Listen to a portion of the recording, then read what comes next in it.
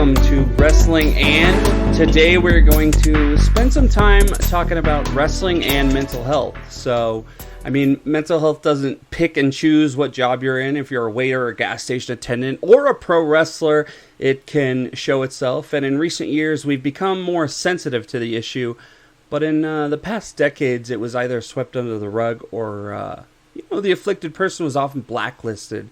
Right now, though, we're dealing with mental health issues. You have Gabe Kidd, who's kind of talked about some of his stuff. Dax Harwood talking about anxiety. Other cases, we have cases that went far, like Ashley Massaro. And it's a serious and sad topic, but there's a brief light at the end of the tunnel for sure. We're going to get into that. But before we go too deep into that, I want to say there's going to be big spoilers here for New Japan. New Japan Strong. Justin, where have you been the last few hours? I've been texting you. What's up? Well, you know where I've been. I took my 7-year-old son to the New Japan Strong tapings in Hollywood, or East Hollywood, tonight. And we literally just walked in the door about 10 minutes ago, and I'm ripping off my wristband that we got tonight. It's not the hospital.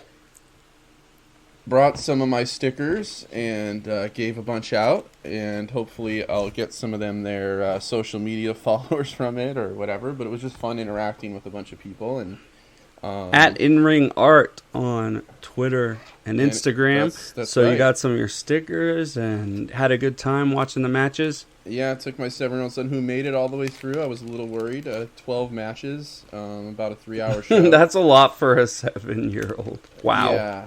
I was actually, he wanted to tap out a few times, but he made it. So, wow. Of course Did he fall asleep in the car, though?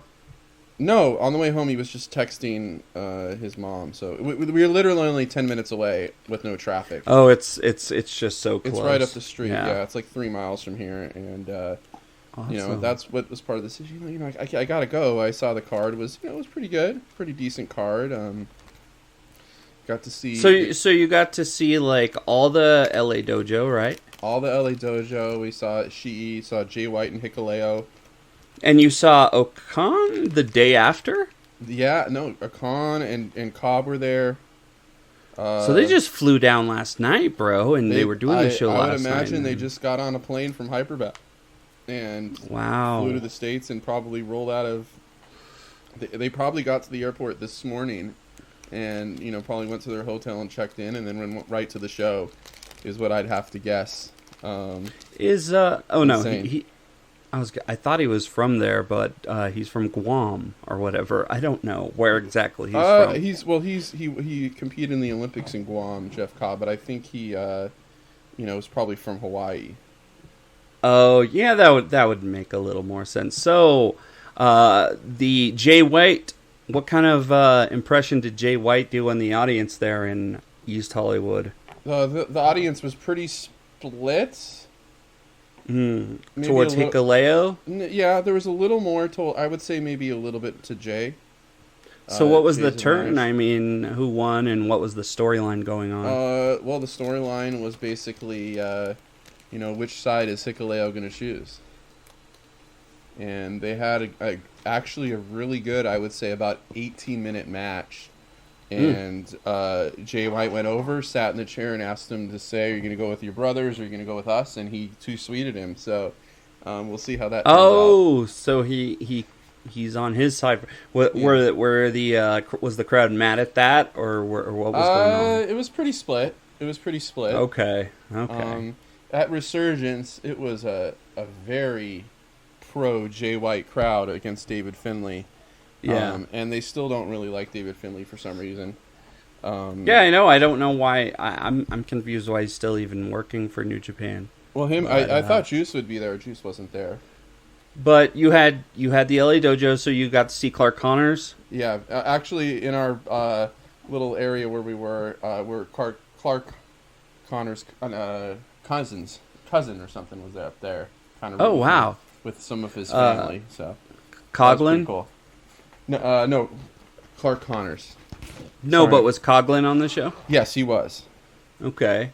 Yeah, do some of his tossing people. He was throwing J.R. Kratos around, which was pretty impressive. Wow. It You took a while, saw Yuya Uemura? Yeah, he was awesome. He might have been one of the most impressive people to see. And then I loved watching Jeff Cobb and Jonah go at it, too, for a little bit. My son was very entertained by the multi-man tags. Yeah, because they're just like bang, bang, bang, bang. Yeah, you know there's a lot going on. And, you know, it was just a really fun, quick show. And sorry, I'm trying to think. Who did Ren Narita go against? Chris Dickinson. Okay, so you got to see Chris Dickinson, too, do his thing. Yeah. So that's cool. They went to about a 15-minute draw, and it was pretty awesome. Wow. Yeah. Man, that sounds like a fun night on the town, especially if it's 10 minutes away from you. Geesh, you don't get to see that sort of wrestling all the time 10 minutes away. I mean, I think for me, WWE is going to be coming here in like a year, and I think they're going to the World Arena for a house show. So I might go. We'll see. Who knows? Is the World Arena, is that where the Colorado College plays or somebody like that out there? No, Colorado College used to play there, but they quit playing there and play in their own little campus now downtown. But it's the biggest arena in Colorado Springs, so no one goes there anymore. It's really lost prestige. It's fairly sad. However, they're building an amphitheater up north shortly, like real close. And, they're not going to be any wrestling there, but I guess everyone goes north. Everyone goes to Denver and Fort Collins, you know. Right. I mean, it's not that horribly far where, you know. Yeah, I mean, Denver's an hour away, so you just think of it like that. Right, yeah. When I lived in Boulder, years ago, I had a cousin that lived in Colorado Springs, and they weren't that far.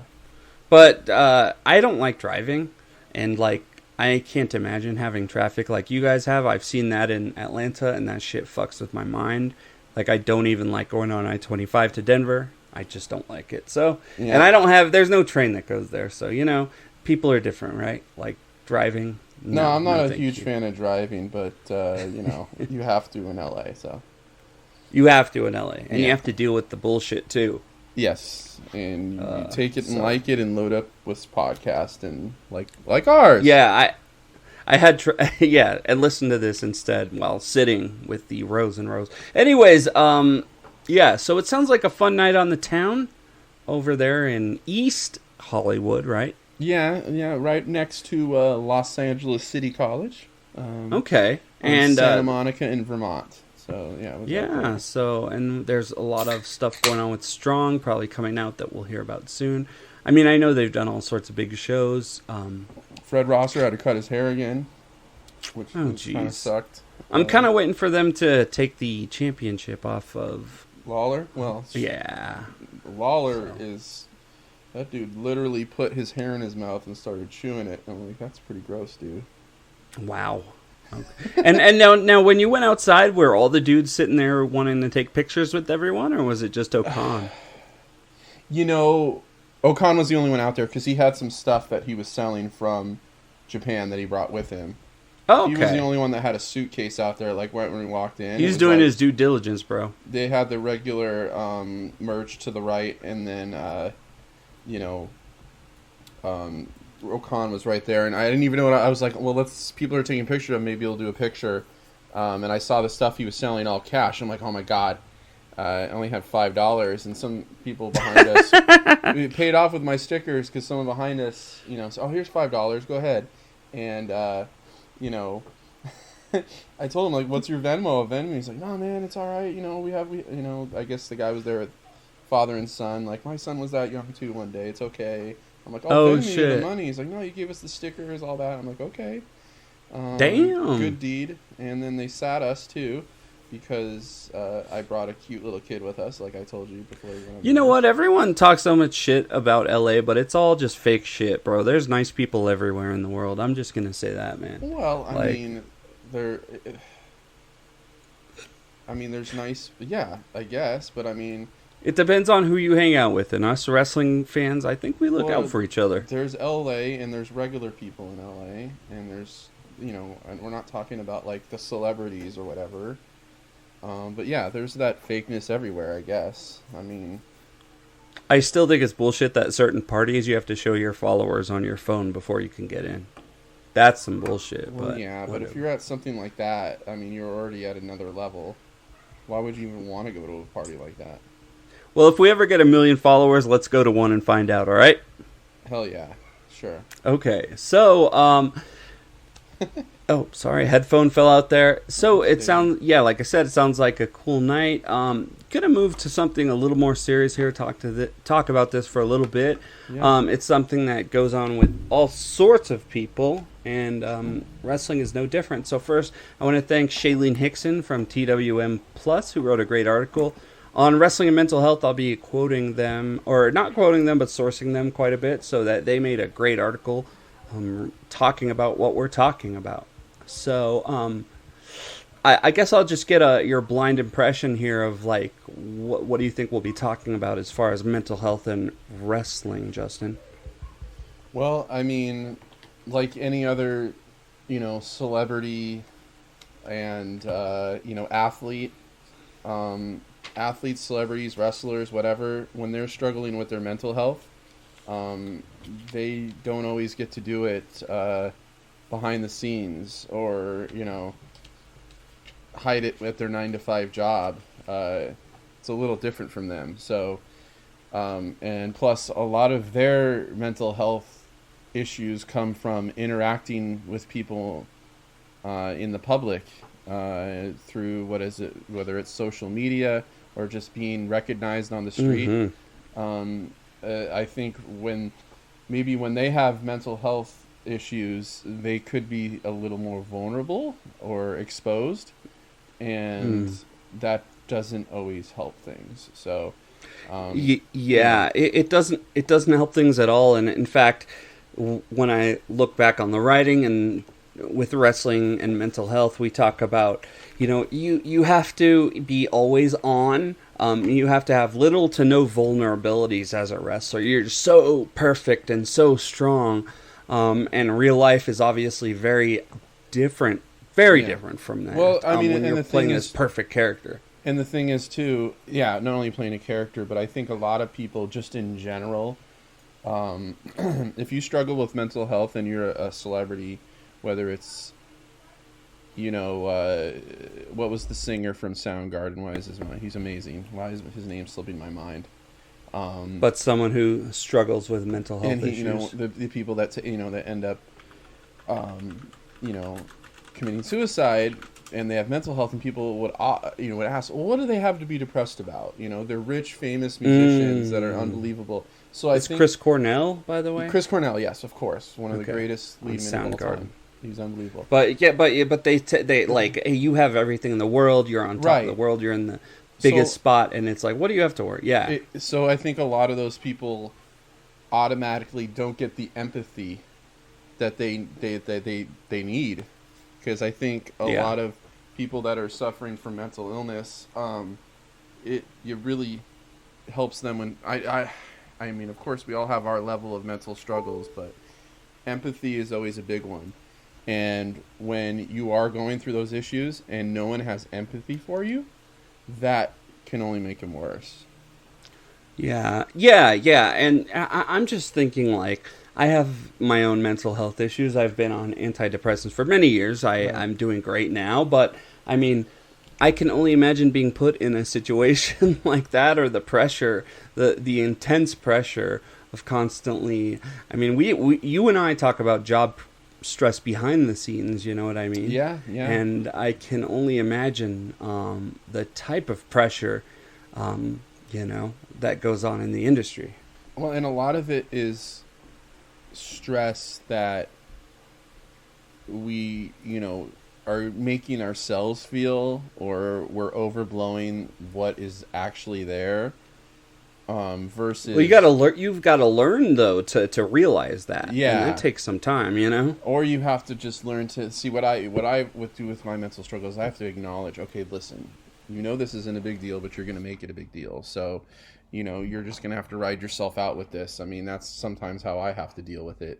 It's like, you ever dream and you're dreaming, so you tell yourself, hey, I'm dreaming, so I'm going to try and have a fun dream because you are able to acknowledge it.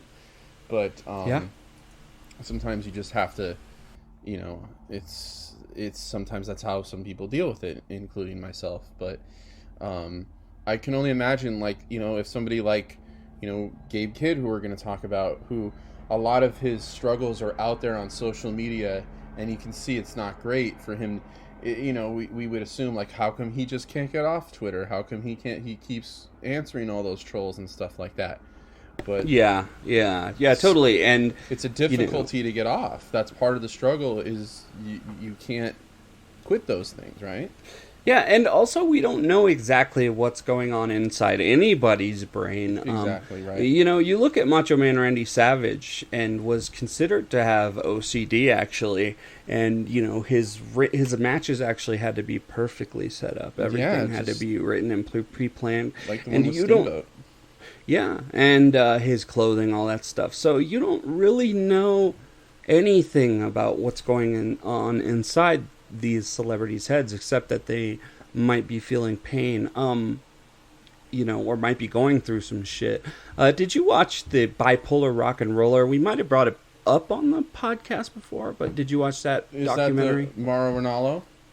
Yeah. It's been a while since, I don't remember if I watched a bit. I don't know if I watched the whole thing, but I kind of know what it's about, and I've heard about it. Yeah, well, I mean, the reason I bring it up is because that's like one of those.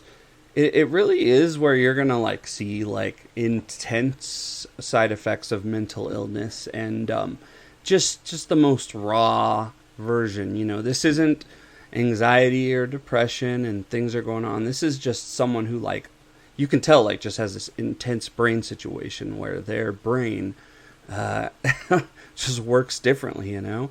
And, you know, I just wanted to bring him up because, you know, he was someone who had trouble working for WWE because of just dealing with people all the time, if you remember that situation. Yeah, and I mean, I think Mauro Ranallo might be one of the first, honestly, just someone in the celebrity industry or in wrestling that really was out there and acknowledged it, and you know, made a whole documentary about it. Yeah, and I mean, he was constantly you know, putting it out there. And I remember how interactive that guy was on social media. Like, it was almost like lobbing up a softball, knowing that you would be able to get retweeted by him, or liked at least, on your tweets. And then one day he just quit. And I think he still does like MMA and boxing, right? But I don't really think he does wrestling anymore.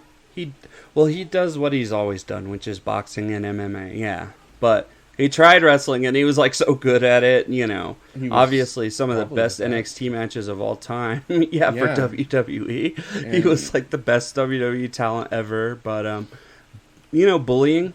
A lot of people not realizing his mental situation and talking shit about him. Corey Graves. And, you know, it's like Corey Graves is a dick anyways, but, you know, you got to be sensitive with someone going through stuff. Wasn't it something with JBL gotta know too, what's right? going on.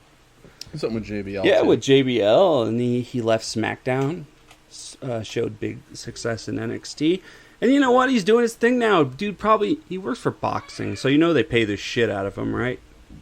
Was that your cat or your child, by the way? My children are now storming in here. Guys, not right now. Yeah, it's kind of funny. I got to admit. I thought it was a cat for a second, but I don't think you have a cat, do you? I do not have a cat. Just the children have invaded. You gotta let them have a little fun, bro. Yeah, I know. It's kind of they're on spring break, so they're just having fun. Yeah. What are they doing? Tackling each other, or pretty much? Yeah. Pushing. It's fun until somebody starts crying. No, they push him into the next room, kiddo. He just went to a wrestling show. He's probably super aggressive. Right? Maybe a little bit, but he's the one on the run. Yeah, let's admit it. Anyways, well, of course, he's physically tiny. Yeah, he is. Mauro Ranallo. Okay. Right? We were talking about Mauro. We were talking about Mauro Ranallo. Let's move it on from our commercial break of kids wrestling to some of the some of the things that have happened over the years. You have Ashley Massaro, right? Yeah. Which was a just terrible situation. Larry Sweeney. Do you know Larry Sweeney? Sounds familiar. So he claimed to be bipolar, had a huge issue in 2009, and he hung himself from a turnbuckle post at the age of 30. What? And was really doing some stuff. Malachi Black has talked about anxiety and depression, and Right. he says that sometimes wakes up, not wondering why he woke up, like why did I have to wake up? And he's had crippling anxiety. Even who was the guy? He's from Colorado. Who was that monster wrestler in NXT? Do you remember his name? The big white guy, Lars Sullivan. Lars Sullivan, right? Yeah. So yeah. he didn't cancel multiple dates because of panic attacks.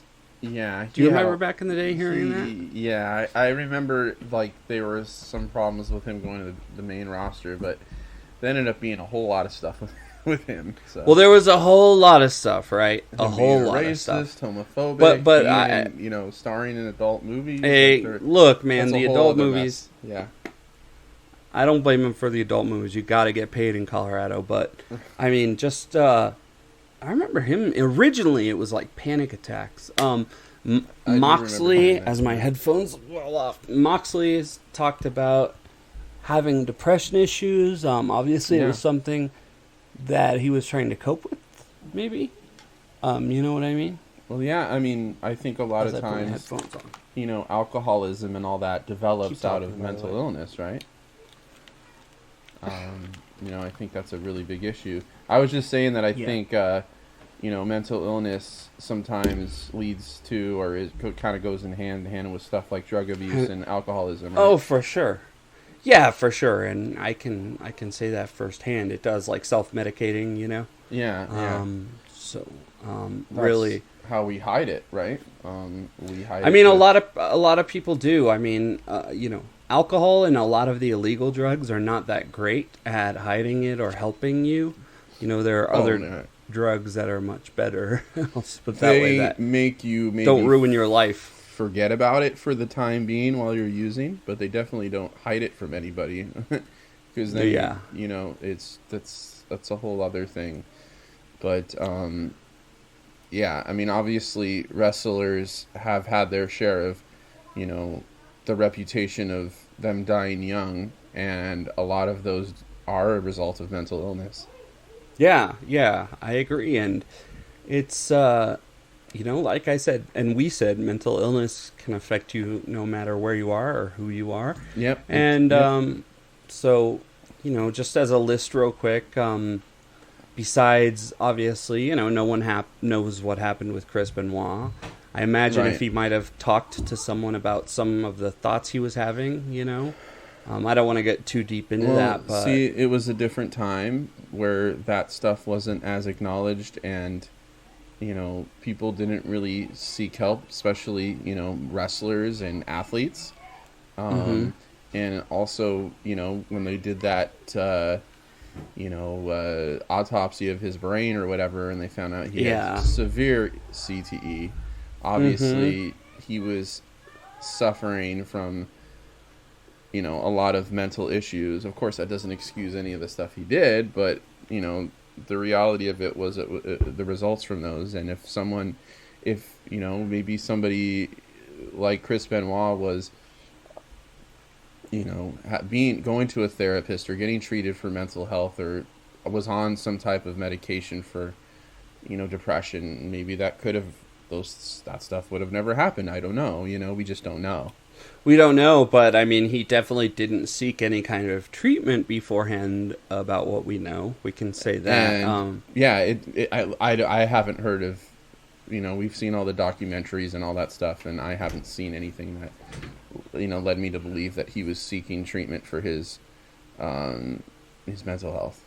Yeah.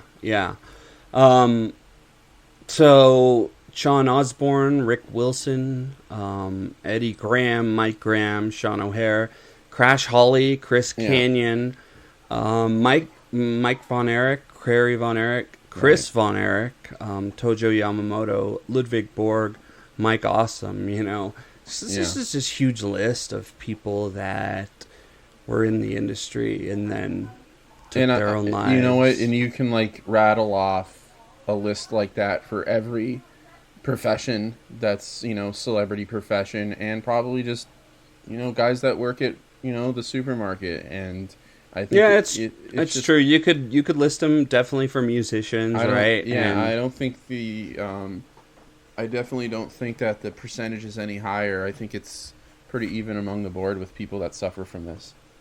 I think you're probably right. I think that the percentage, and we're not minimizing, obviously. No. We We're take just all saying this it's stuff a problem super everywhere. serious. That's the thing, is it's super serious, and it happens in every walk of life: rich, poor, middle class. You know, and you know, quarterbacks and grocery baggers, all of them. Yeah, and you know, some of the situations are different. We have like the LGBT, you know, kind of, you know, mislabeling and just LGBT. Yeah, there are you know, characteristics about yourself that can, you know, how do I put this? Like, it's if you have things about yourself that other people discriminate against, that doesn't help your mental health, right? Yeah. So if you're already predisposed to have those issues as well, right? Right. I mean, so if you're, you know, if you're gay, then and you go to school and other kids are picking on you, that's not going to help your mental health. No, absolutely. You know.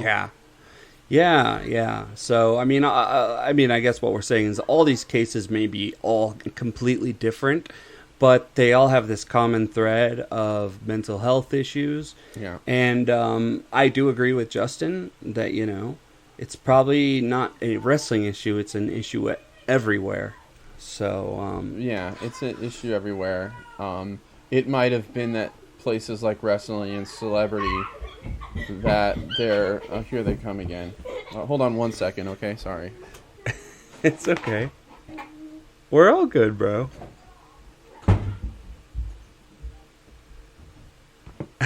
Alright, sorry. Did you have to shut the door on him? I had to shut the door. If this was any other topic, I would probably let them run in and out and it'd be cute. But, is your wife chasing them? No. They were supposed to be brushing their teeth, so...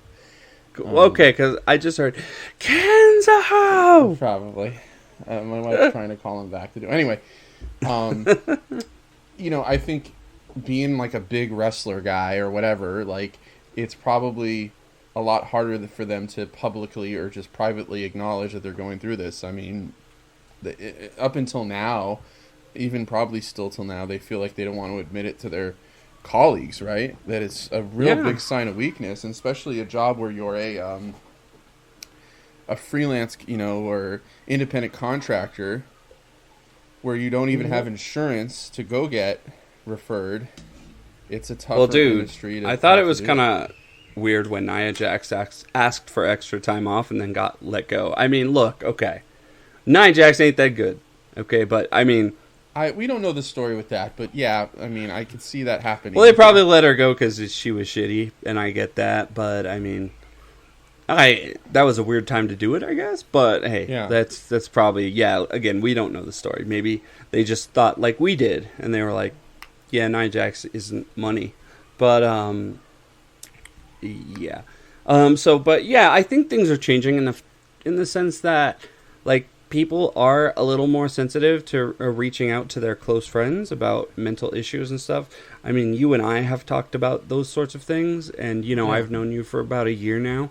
And, you know, I feel like you have to reach out. You have to talk about this stuff. And sometimes it's really hard. The most important thing to have is a support system. If you don't have people that you can turn to, and, I mean... They might not be able to, like, help you per se, but just someone to talk to and listen to you and tell you, yeah, that sucks, you know, and encourage you a little bit. I mean, that's key. And you have to trust that support system. If you have a great support system, but you don't trust them or don't tell them anything, then it's kind of worthless. So it's kind of a two-way street, but the first and most important thing that you need is a support system. So that's where, you know... depression can start. Let's say you have kids and you lose your spouse or whatever, and you don't really have anything you can turn to. You have your kids, but then you can't really talk to them about them about that. And plus, especially if they're very young as well. Yeah, exactly. Yeah. And so they can't really empathize with you per se, and they're children that still depend on you. So you have to be strong too. So I think a lot of it too is in industries and stuff like that, where you're an independent contractor, maybe you don't have the insurance, is you have to tell yourself to be strong, and you have to hide how you're feeling, and that just makes things get worse, you know? Yeah, I agree, man. If you or anyone you know is having thoughts of any self-harm, I hope we haven't triggered you, as I didn't put a trigger warning above here. National Suicide Prevention Lifeline is 1-800-273-8255. If you're in another country, I'll leave a link of these numbers in the show notes. And people care about you. So, yeah. Moving on. No good segue there. Like usual, we've dealt with this a bunch. But moving on, I wanted to ask you about AEW having bots that are controlling the network. What's going on? Well, you hear the screaming in the background with the kids now? Someone is crying. It's pretty funny, actually. I've been laughing the whole show, even through the serious topic. I heard one. I think some kid got power bombed through the fucking table. I'm pretty sure. Like I told you before, it's great and cute until someone starts crying, and that's always how it was when I had my boy. You know. Okay, so the AEW thing, I heard Tony tweet about it, or Tony Khan tweet about it, but like I don't really. It doesn't have anything that. He's saying that WWE has made bots to criticize AEW stuff. Is that what's going on? Well, he said that he's found that there is bad, like the huge negative AEW contingent on Twitter is mostly retweets, and that they are done by bots, like accounts that just barely exist. And that he's wonders who would spend the type of money to do such a thing. Well, number one, who cares? Yeah, I guess so, if right? You're Tony Khan, you're a guy like Tony Khan, who we praise constantly on this show, and say he's one of us, right? Like, Tony, who cares, man? I think so. You're right. How do you even have time to get into this kind of stuff on Twitter? That's what I wonder, dude. I think he needs to sleep a little more, bro. I think he needs to sleep a little more, because he has an analytics company on sports analytics, and I think he's like sending some of them to do his wrestling shit now. But it's like, bro, your football team is 3-14 last year. I think you need to get those people to work for that. Get the Jaguars better. And bro, that's his last. I think his soccer team is in danger of being relegated to the Premier League too. That's their last. His last concern, man. Yeah, it's like, man, like he wants to win that Observer Best Booker award. He doesn't care about the Cottage. Did he win it this year? He won it. Well, yeah, that's the thing. He's getting the acknowledgement from the people that he needs it, not just a lot of random. He's getting the acknowledgement from people like us who consume wrestling. As one of our top, the hardcore fan love. For the most part, hardcore fans are cool with AEW, right? You have the hardcore fans make up AEW, brother. Right, and, so I think people that like New Japan only are kind of okay with AEW, and you do have the WWE. I think people that like New Japan only generally hate AEW, bro. You think so? Yeah. Yeah, because if you're down to one promotion only, then that's a little weird. Like, those people are freaked out. They're like, bro, it's I funny. can't let anything hurt my. Yeah. Well, anyway, I just can't believe Tony has the time to think about stuff like that. Maybe he's a super genius, or maybe he's just delegating money to places that it doesn't need to go. He probably should be studying his quarterbacks like throw, is what you're saying, right? Well, not spending I wouldn't put an analytics team on bots on for Twitter. Yeah, I would study analytics for the draft for the team. Yeah, dude. Let's study like the kicks on his soccer team, like who has the most effective. Well, yeah, like just what the fuck? Some other energy into that or whatever, or Is he married or whatever? Maybe just take your wife to dinner or something. I don't think know. he's. No? I don't think he's married. I don't think he could be married, bro. He's too. He's married to his business. You know what I mean? You know, he's awesome, man. For the most part, I got no problem with Tony Khan. But no, he seems like a cool guy, but that one's getting a little paranoid. It's yeah. like you just debuted fucking Samoa Joe. Like you But don't hey, have man, shit to be worrying about. that, can be part of having some mental issues. Is that he needs to have that gratification, or he needs to get to the root of things. I mean, he's a very detailed oriented guy, so like, that could just be something that that I appreciate you bringing that up and bringing that up from there. It's like sometims they're quirks and sometimes they're issues. It just depends on how much they happen, right? Yeah. Like if like Vince McMahon, there are probably a lot of people who'd say he had mental issues, but like a lot of others would probably just call them quirks. Yeah, and you know what it is? It's just we don't understand. All right, hold on one second. I'm going to let the door back open, but I think the bottom if we line is see sometimes children we just don't sprinting understand. through here, if we hear children sprinting through here, we'll know what is going on. I don't know why. Is one of the kids hyperventilating? Yeah, I don't know why brushing your teeth requires hyperventilation, but it does in this. Well, house. it's because you didn't force him to do it. That's why.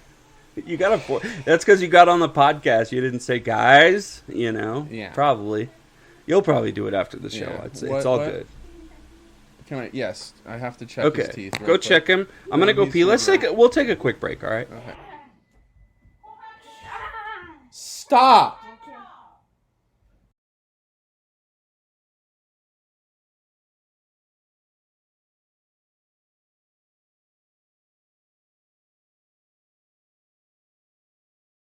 All right, thanks for the break, guys. I hope you like that music. If you do, let us know. So we were talking about AEW recently, and we were talking about Tony Khan before that. What did you think about the Yuta Wheeler match? You drew a picture of Wheeler lately. Yeah. Were you inspired?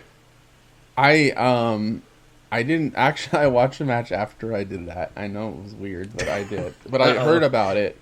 He's like, I could get clicks with this image. Yeah, exactly. I'm gonna have to tell my kid he's done mouthwash. That's all. It's all good. You're done, Kenzo. Anyways, yes, love the match. I love pretty much everything wrestling this week, except for I didn't watch any WWE, but that's a whole other story. Because I think the thing. Yeah, I didn't really watch much either. It was funny because I guess all the things we talk about Tony and the bots and the everyone takes a side kind of thing, or some people do. The only reason why I don't really like WWE is all circumstantial. It's not because of any of the people there per se. But anyways, that's a whole different. Yeah, it's like WrestleMania WrestleMania was good, but the shows just aren't. The shows aren't good. Right. They weren't good again this week. I mean, same old shit. But you did watch that. Did you watch the whole Rampage or just that? I watched the whole match? Rampage. It's only an hour, so I generally a good show. Yeah, good show. It's definitely great. I love Ricky Starks. Ricky Stark. He's actually a pretty good announcer, right? Yeah, he's just awesome. I just want him to do a lot more. And, the Adam Lambert, all that shit, it was all good, pretty much. Yeah, and Adam Lambert, or what's his name? Not Adam Lambert. Adam Page. Dan Lambert. Sorry, is Dan Adam Lambert. Lambert the singer from... from Queen or from American Idol? No, Like from American Idol. Wow, right. I fucked that one up. Well, anyway, Thank you for correcting me. Dan Lambert. Anywho, and, a guy like Tony Khan takes a guy like Wheeler Yuta, who's, really good, solid wrestler and all that stuff, and, some might say a bright future, and I agree with that, but then just does something like that with him. Who would have thought to ever do that? Well, right? I think... I'm not saying he didn't deserve it, but who would right. actually do that? That's very creative, Well, I think the ultimate goal is to do Daniel Garcia and Lee Moriarty in the Combat Club, but I mean, obviously Daniel Garcia is like on his excursion right now, learning how to be a sports entertainer, which is actually pretty great. No, I think it's a great. I mean, I was thinking about that today at the show. Are we totally done with mental health now, or what's going on now? Are we sidetracked? Yeah, I've moved on. Okay, we've moved on. Well, here's the thing: is like I was just thinking about it today when I just saw guys like Great O'Con. I'm not sorry, like Jeff Cobb and Jonah in the ring together, just going at each other, and I'm like, that's awesome. But I'm like, this will never be like a title match or anything. Like, there's just, in a way, like too much talent in this profession right now. Well, I mean, you just have to be the top of the top guy, and whatever it takes to prove that. I mean, we don't really know. I've thought about all these guys and all these indies, and like, there's some guys that are just really awesome and that are never going to even come close to being at the top. Well, they have to go into a promotion and prove themselves, I guess. But even then, it's just crazy. I mean, AEW is probably harder than WWE because AEW just has their top guys, and like, you can't really fuck with these are guys that are in their prime and will be for another 3-4 years. I mean, when you think about a guy like Jonah, especially Jonah Rock or Bronson Reed, like, this is a guy who was, he was pretty close to doing something with NXT. He was the North American champion. Yeah, he was awesome. Yeah. Love that ladder match with him, and besides that, he could do good singles matches. He was badass. I'm not really sure. But, he's still great, and he's doing the NJPW Strong stuff, but, like, he's a guy that will probably never be, like, a world champion or anything, right? And there's a ton of guys like that who you would, if Jonah came one day as a world champion somewhere, I wouldn't be, like, shocked. I mean, the guy's got a lot of talent. Well, but there's just so many guys. I agree, but I mean, there also are a lot of these guys that will make a living off of wrestling, and I don't think that's too bad of a. Yeah, that's true. As far as being champion, maybe not. I mean, but I was just thinking, the Ishii effect, right? Right. Like, Ishii is like the guy who will never be, although he's the best wrestler in the world year after year. I mean, yeah. Well, but it's true. It's true. He's going to have a long, lengthy career at one of the top companies. In the world, but there's a lot of those guys that are fringe that are still really good that are going to bounce around. And does AEW really have the money to pay all these guys for all these years? Like, Ricky Starks is like, like a guy like Ricky Starks, like, is he going to be an announcer? I mean, there's just so much. Well, I guess he's trying him for an announcer, but yeah, you're right. There's a lot, and it's like, who do you want to be the guy for year after year? That's not the top guy, right? Yeah. Like, we see guys like Santino it's not Santino. It's Ortiz and wow, I'm gonna get in trouble for calling him Santino. But anyways, proud and powerful. You know what I'm talking about? Santana and Ortiz. Santana and Ortiz. I called him Santino. I'm gonna have to cut this. Santana and Ortiz, like, they're just top guys, but they're always middle. They're like middle card guys. Like, they never really go past that, but they've been in AEW for like years. So there's a lot of those guys, and you kind of gotta hope you can get in one of the groups and get that middle card spot, if that's where you can go, right? Yeah, it's just get on a wave somewhere and ride it out is really what you can do. And I guess it's just like anything else. I mean, we only hear of famous actors, right? But there's a lot of people that are just that most actors are just ones that, get a few jobs or a commercial here and there, and they make a pretty decent living, but they're not. Yeah, and there's a lot of incredible Streep, right? Yeah, and there's a lot of incredible wrestlers that just. I mean, you talk about Mike Bailey saying he's really good. I've never seen his matches, but like, dude's never been like a series champion, right? What, has he won even a Battle of Los Angeles? He's been to the finals a few times, okay, including this one. But I mean, a Battle of Los Angeles isn't necessarily gonna make you a millionaire or anything. But no, but I'm saying he's probably making okay money just traveling around doing matches here and there. Yeah. He's not going to be WWE Championship ever. Probably just not. Gonna say. Yeah. But I guess like you said, just because you don't do that doesn't mean that. Just because you don't win an Oscar, and stand, and star in $1 million blockbuster movies or whatever the money is now, doesn't mean that you can't be successful and live a pretty good lifestyle. Are we up to $1 billion movies yet? Are we just waiting for that? I don't even know. I bet you the new Lord of the Rings series will be $1 billion. We'll see. It's just a series, not a movie, though, right? I haven't even. Yeah, but the series have like $100 million episodes, dude. I can't even tell you the last movie I went to. How far is the movie theater? There's movie theaters everywhere here. Well, it's time to go see Jujutsu Kaisen. You're like, I'm good on that. I think... Jujutsu Kaisen. Nah, I'm good. I'm not going anywhere. You're not going to the movies? There's no movies that are worth not waiting for these days, it seems like. Not waiting for them to show up on a streaming service. You didn't want to bring... I'm not even going to say that. You didn't want to go see Jackass? Not really. Okay. You didn't want to see AEW in the theater? AEW? Yeah, don't they do all their... closed circuit? Yeah. I don't think so. Do you have a homie who would go with you? Bring your uncle? I don't think he would. He doesn't. He's like, I'll just watch it at home. I don't know. I've never heard of AEW doing closed circuit. It's not 1984 or whatever with No, but they do it at movie theaters in Colorado Springs, so you know there's like 10 of them in LA.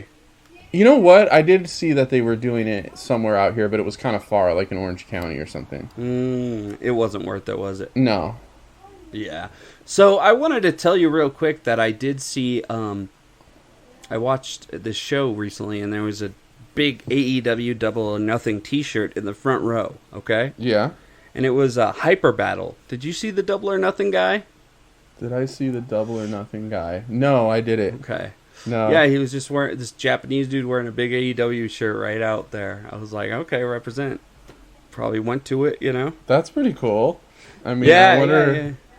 That is pretty cool. Good for him. Well, you know that they just made an agreement now where they're putting all of Rampage and... oh, yeah, in Japan. In Japan only. I think only on the Japanese New Japan World. So I'm sure That's got to be a money deal, dude. If you get one of those VPNs, you could probably... Yeah, you can watch them all. That might be the best way to do it, huh? Yeah. I don't know if they're live streaming, though. I don't think so. That would be pretty awesome. And I'm pretty sure they'll have Japanese commentary and all that. Why not, right? I don't think that's Japanese. I think it's just a replay. Yeah, that's what I would probably... But there must have had some money passed for that, right? Man, That's just not just a normal agreement. Like, I'll do this for you. There's big things coming, dude. I mean, they're pretty much opened to everyone but tourists now. So I think there's probably a lot of, they had the announcement of the G1 starting, in mid-July.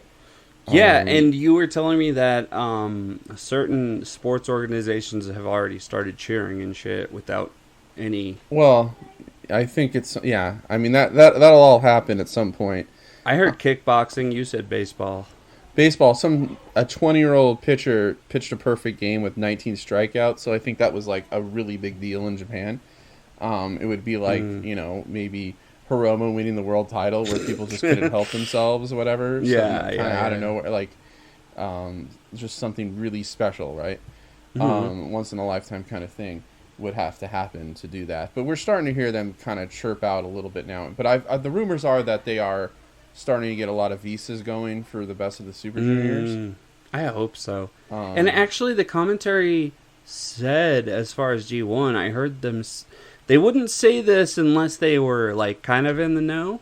They were saying, like, all sorts of different people from all different plates and stuff like that. I was like, okay. Well, listen, Tony has Ring of Honor now, and he is kind of interweaving it into the...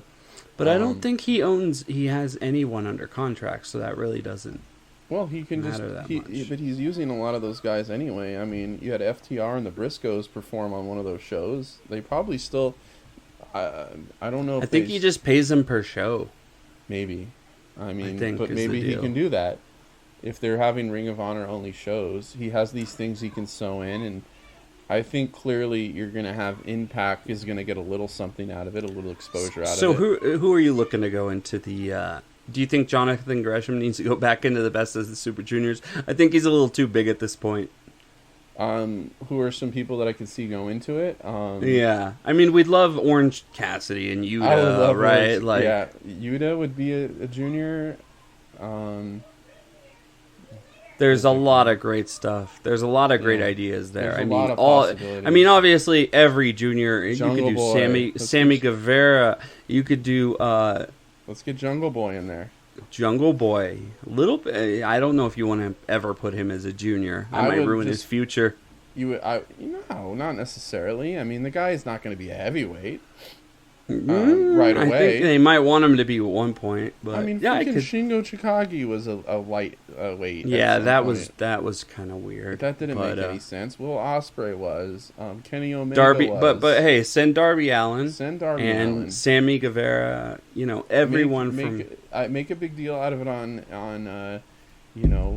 AEW too, on Dynamite. Have qualifying matches. I actually think you're going to start seeing some G1 qualifying matches. That would be Dynamite fun. Because I mean, if they're going to be putting Dynamite and all that stuff on New Japan World, they're going to need some tie-in to get the Japanese viewers, because that's where it's going to be, right? Why would that would be a great idea if it wasn't intertwining on there, right? We'll see. That would be an awesome idea, but obviously the Best of Super Junior and the G1, both prime candidates for just all sorts of foreign invasion. Everyone, and I mean, it's got to have. I mean, it seems like it's in the works. It's got to be. Why else would you do all this? And yeah, fuck it. Put Zicky Dice. I don't care. I don't know where he is these days, but he is pretty entertaining. Put I don't know, whoever else. It doesn't. Put Virgil in the fucking as a manager for one of them. Oh man, I want to see all sorts. I want to see all sorts of fun stuff. I think they have Olive Garden in Japan. That would work. You think so? I think so. I wouldn't be surprised. Yeah, I gotta say, your boys have had an hour-long epic battle. They are okay. They're on one tonight. This might be a little TMI, but my two boys, 7 and 10 years old, now they're giggling. They have this love-hate relationship where they have a bunk bed, right? And they sleep in the same bed together, right? And they yell at each other, and they'll be like, you can hear the scream, like, get away from me, go to the top bunk. And then they laugh. Later, one more chance, and then it's screaming at the top of his lungs. Anyways. But then they need each other to be in the same bed together, but then they want to torture each other. It's a hard age to learn, bro. You gotta learn to be your age, you know what I mean? Well, it just doesn't happen until you're about 30. I didn't have siblings, so like I don't have that I don't understand the dynamic of that relationship. So, it just, believe me, it'll all work out eventually. Unless one of them starts like really hating on the other, then you have to like figure something out. But as long as they're generally friendly, it's all good. I mean, I think it's the big one likes to pick on the little one because he gets explosive and it's funny to him. So it is funny. It is very funny to pick on the little one for being explosive. So I've been there before. I'm the big brother. You know what I mean? Right. I said my little siblings. You know you're doing that. I know you're doing that to get a rise out of him, and you got to tell the little one you need to stop screaming or calm down. Dude, probably when the kid screams is when he laughs the hardest. He's like, oh shit. Yeah. He's probably cracking up every time. But Orange Cassidy and the Best of the Super Juniors. Let's do it. Yeah, I'm down for that. I'm down for Sammy Guevara, however they say it. Do a 4-block 40-man Best of the Super Juniors, and whoa, that's a little much. Let's go. We got Wrestling Dontaku coming up too, which is going to be Naito versus Okada. So again, super exciting stuff coming up. 3 matches with them before the middle of the year. I mean, that's pretty crazy. Well, at least they let Okada win one of them, so it's not so terrible. You mean he let Naito win one of them? Naito win one of them. Right. My bad. Yeah, so that's nice of them. I'm sure Okada is going to be another one of his 2-year title reigns, and I'm okay with that. Like, let it happen. The only thing I can see them not do with it is they have Naito win, and then Okada just wins the G1 and gets it back at the Dome. That's the only other way I can see this happening. I wouldn't even want that. Just keep it. It's tough keep it on because Okada. Because listen, we all would love to see Naito get another run. We would have maybe even loved to see Zack Sabre sneak one in, or a guy that's like what Jeff I'm Cobb. Saying. But Okada as the champion just is what they need right now, and they need him to have a dominant run.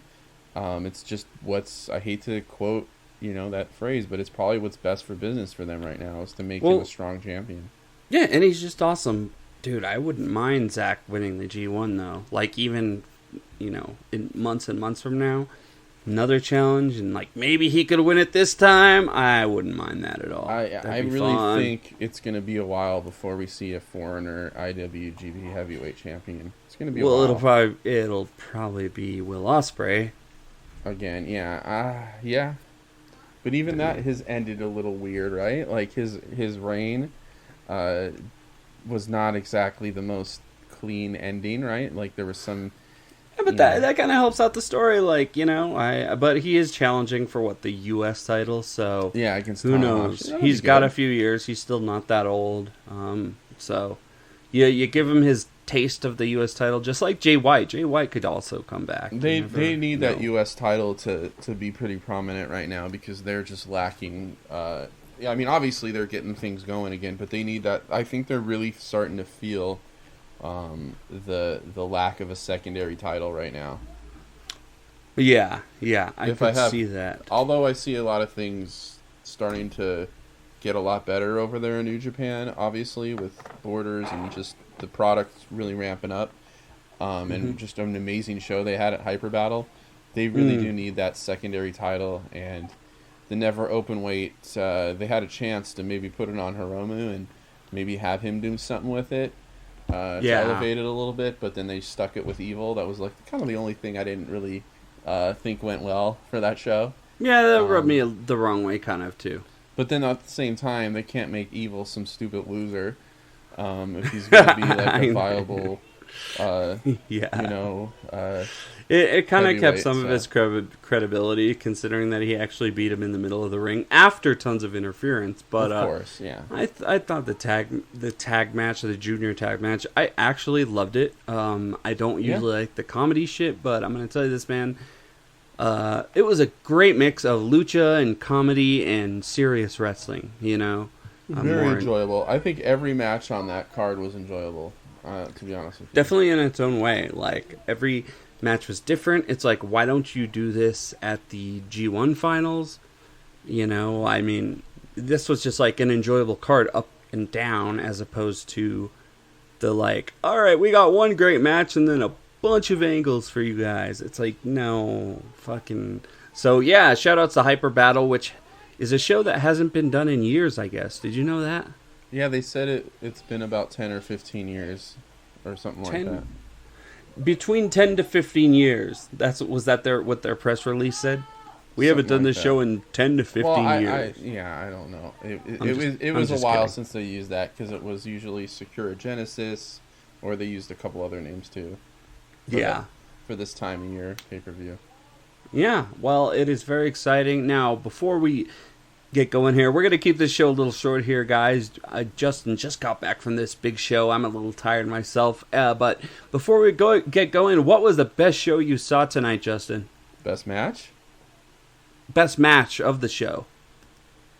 Oh, man. Let me. You know what? I have the card on my phone. I have to revisit some of it just to really see, because sometimes it just happens and you forget what was 2 matches ago. Oh, yeah. But that's my struggle, I guess. It definitely happens when you get, so much tension, so many matches, and you're like, okay. Okay, so let it load here. I'll tell you. Okay, so Keita Murray and Yu Uemura, Kevin Blackwood, Lucas Riley. That was a really good match. Kitamura? Was that Kitamura? Yeah. No. I'm sorry. Keita Murray. I think he's like a I've heard of his name before. Okay, so that was the best match with Yuya Uemura? No. I'm just reading through the matches here. Oh. The 6-man tag with Great O'Connor and Hinare, Taylor Rust, Brody King, Taylor Rust, and Mascara Dorado was good. They unmasked Dorado. Really? Yeah. But he didn't. So who is he? He didn't expose himself. They didn't. Oh, okay. Yeah, he didn't. Well, we usually don't like when people expose themselves. TJP stole his mask. Alex Zane, Christopher Daniels. What? Versus Chris Bay and El Phantasmo was really good. Oh, so El Phantasmo coming to the States. Yeah.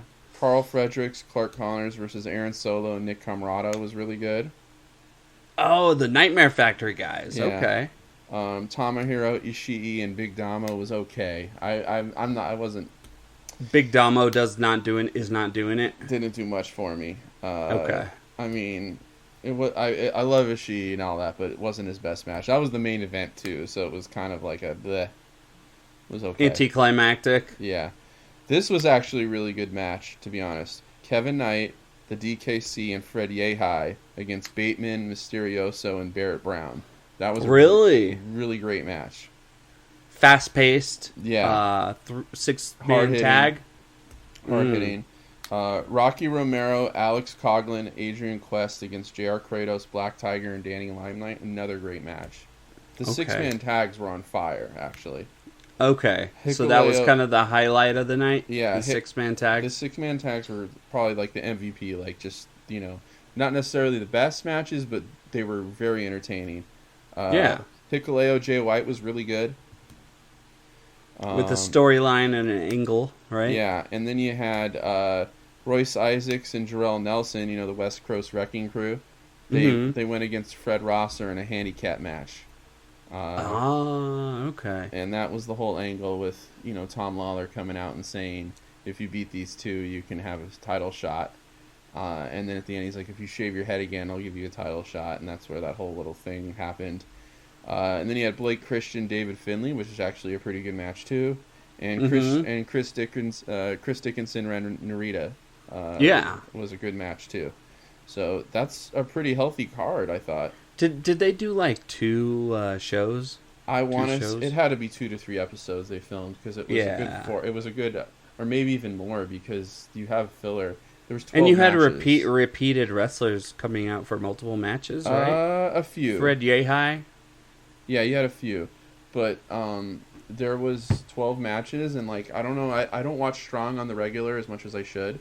But I don't really, if it's an hour-long show, you probably don't have anything more than 3 to 4 matches per show, maybe. So they probably got a good, month of filming done there. Are you going to rewatch one of these shows? Yeah, probably. Cool. I would like to see how it looks when it comes on. So, and if you can see yourself in the audience, right? I don't think, because we were on the balcony up there, kind of in the back, so I don't really think we'd be visible. Next time you got to hang your kid off the balcony and see if you can get a better view, right? Right, exactly. It's just hang him by the feet or something. That's what I was thinking, upside down. So, yeah. Well, thank you guys for listening to the show. Keeping it a little short this week, which is okay because it's a Sunday night and, life happens. I'm trying to figure out what the best time to record is and... Yeah, it is what it is. Usually we're pretty consistent. We usually do Friday nights, but sometimes we mix it up a little bit. So yeah, it's been a little weird lately. But thank you, Justin, for doing this show with me. Of course, thank you.